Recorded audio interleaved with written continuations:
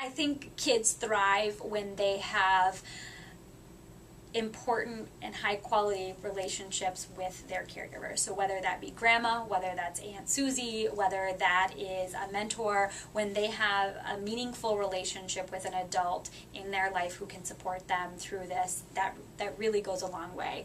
We also know that housing stability makes a big difference. So when kids aren't moving from house to house to house, that helps with school, like limited school mobility, and improves academic outcomes. And so all of kind of keeping consistency and having kids have expectations in that way is really important. At the prison, the visits are what are considered contact visits, meaning that they can sit face to face, but it's still in a very secure environment. So there are rows of chairs where children and their caregivers face the incarcerated parent. There is very limited touching, so they could give a hug at the beginning of the visit and a brief kiss on the cheek. But beyond that, the offender, the incarcerated parent, and the child and the caregiver are sitting on separate sides of the aisle, generally speaking.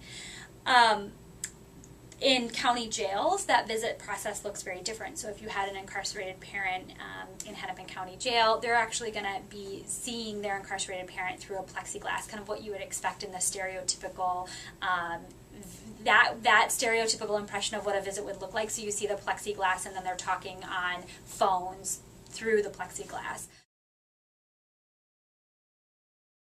Sesame Street project sort of has two components. One is that we're working on a randomized controlled trial at the Washington County Jail to look at how the services, the Sesame Street kits, the resource kits, are being used by caregivers and children who come to visit their parents in the Washington County Jail.